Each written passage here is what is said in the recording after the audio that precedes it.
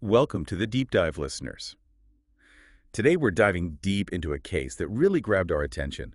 You've sent us a whole collection of articles, news clips, and interviews, all about the disappearance of Unique Harris. And it's a fascinating case, really gets you thinking. Yeah, Unique Harris was a 24-year-old mother of two from Washington, D.C., vanished from her apartment back in 2010. And her story is one that, well, it just stays with you. Definitely. So, for our listeners who might not be familiar with the case, let's start with the basics.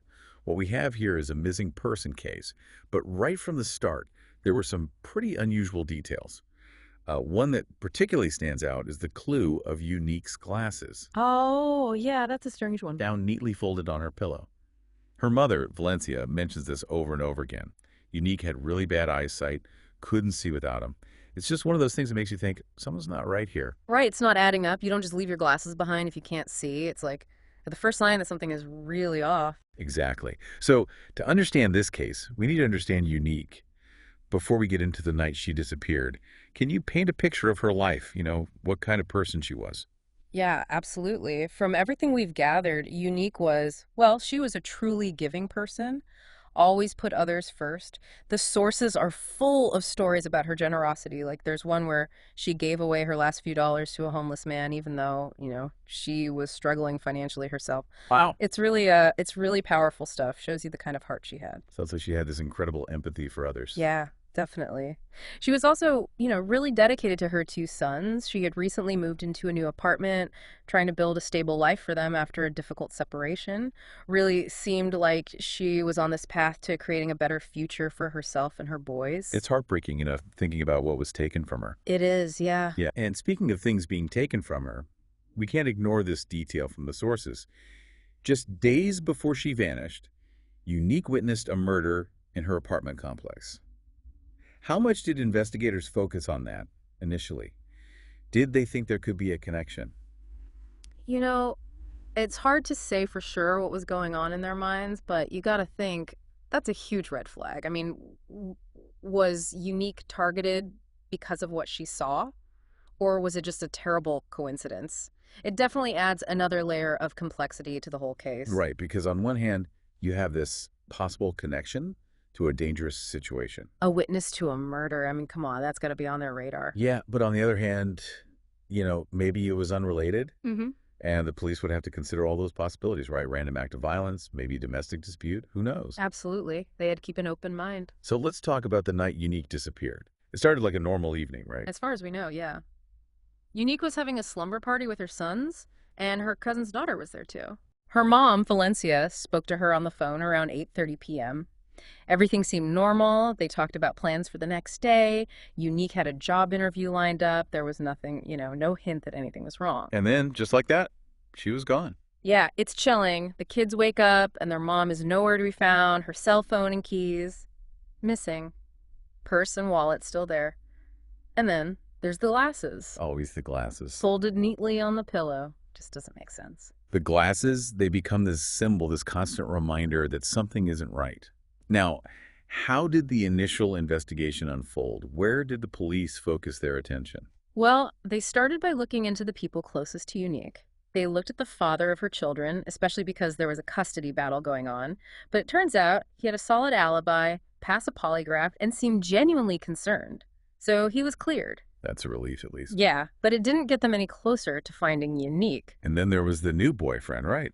Right. Unique had started seeing someone new, but that lead went nowhere, too. He cooperated fully with the police, no history of violence or anything suspicious. It's like every potential lead just fizzled out. So frustrating, right? You've got all these pieces, but they're not connecting. It was a real puzzle for the investigators. And then there was that strange detail with the couch cushion. Oh, yeah. What was that all about? Unique's grandfather found it cut up in her apartment, totally out of place.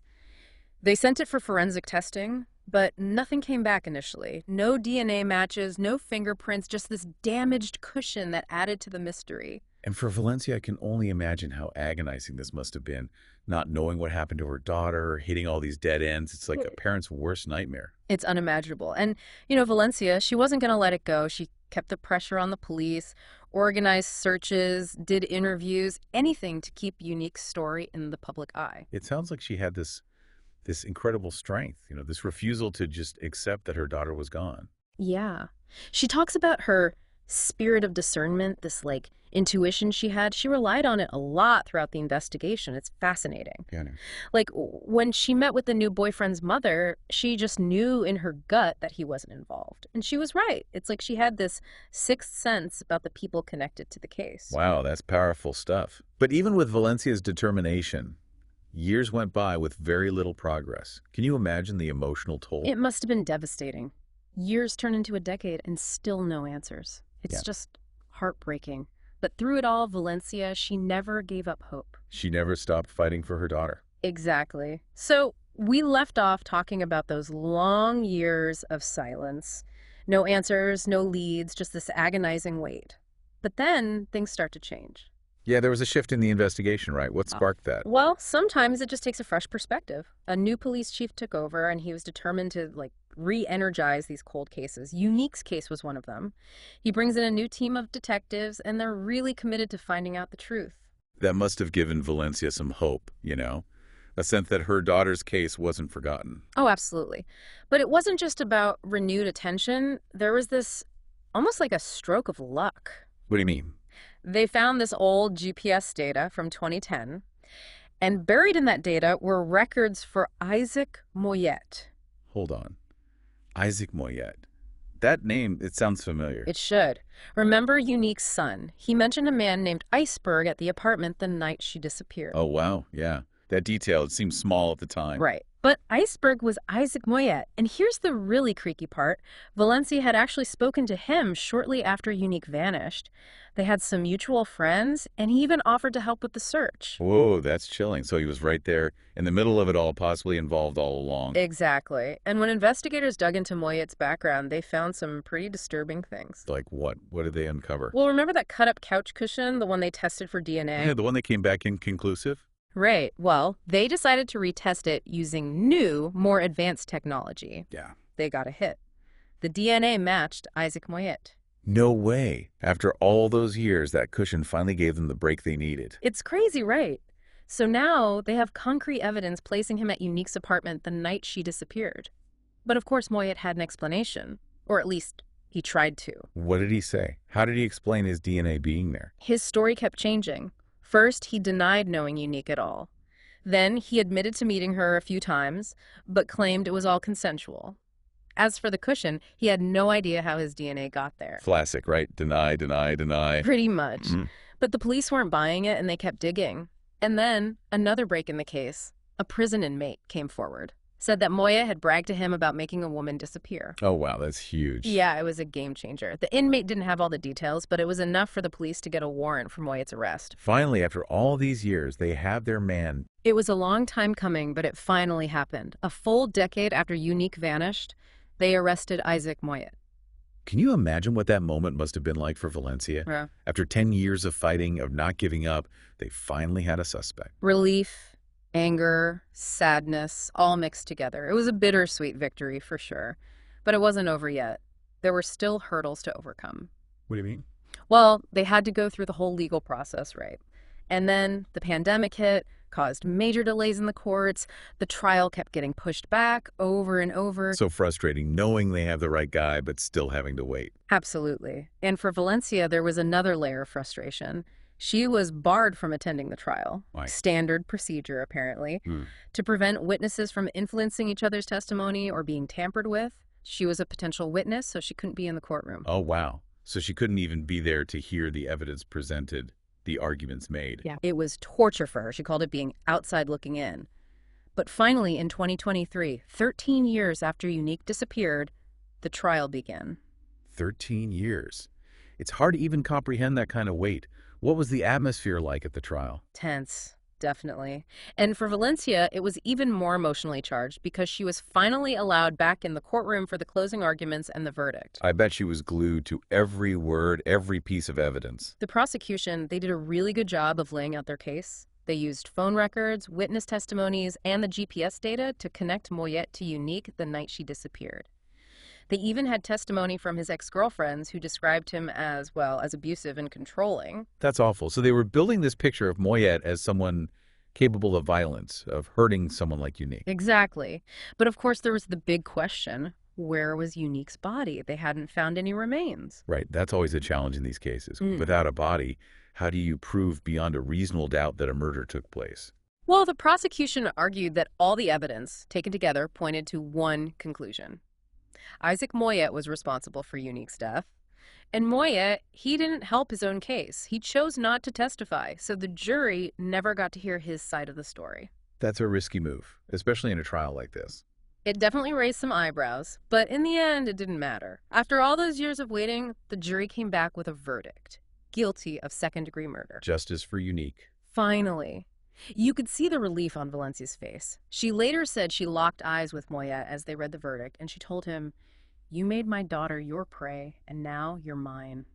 Powerful stuff. Wow, those words, they send chills down my spine. They really capture her strength, her resilience after all these years. She never gave up. But even with the conviction, there was still a piece missing. They never found Unique's body. We just relived the trial, the verdict. Such a long road for Valencia and her family. 13 years, it's hard to fathom. And, even with the conviction, it wasn't really over. That question still lingered. Where's Unique? They never found her body. Right, and that lack of closure, it has to weigh heavily on a family. Even with justice being served, there's still this emptiness, this unanswered question. Exactly. And for Valencia, it wasn't enough to just know that Moyet was behind bars. She needed to find her daughter to bring her home. That's a mother's love right there. Yeah. That drive to never give up, to keep searching no matter what. She focused on that wooded area, the one where Moyet's GPS data placed him after leaving Unique's apartment. Oh, right. It became like a mission for her. Organizing searches, bringing in cadaver dogs, spending countless hours just combing through the woods, hoping for any sign, any clue. It's both heartbreaking and incredibly inspiring, to see that level of dedication, even after all those years. Yeah, she never gave up. But unfortunately, despite all her efforts, Unique's remains have never been found. It's a reminder that sometimes, even when the legal system delivers justice, there's still this profound sense of loss, this lack of finality for the families. Absolutely. In this case, it really highlights that. But even though Unique's body was never found, her story had a profound impact. The investigation brought to light Moyet's history of violence, his predatory behavior. And hopefully, that prevented him from hurting anyone else. Hopefully. And Valencia, she turned her pain into action. She founded the unique Raquel Leona Harris Foundation to support families of missing loved ones and advocate for changes in the system. That's amazing, taking such a tragic situation and using it to help others. And I think that's something that really resonated with our listener who sent in all these sources. It's a story that stays with you, that makes you think about the world, about justice, about the strength of the human spirit. Absolutely. And for anyone listening who wants to learn more, you can visit Valencia's Foundation online at urlhfoundation11.org. They do incredible work. And of course, Unique's case is still technically open. The D.C. Metro Police still have an anonymous tip line if anyone has any information. 202-727-9099. No detail is too small. Even something that seems insignificant could be the key to finally bringing Unique home. We often focus on the big picture, the headlines, the legal battles. But it's important to remember that at the heart of every case, there are real people, real families, who are deeply affected by these tragedies. And their stories deserve to be heard. Thank you for joining us for this deep dive. It's been a heavy topic, but a powerful reminder of the importance of hope, perseverance, and the enduring love between a mother and her child. And a reminder that even in the face of unimaginable loss, the human spirit can find a way to shine through.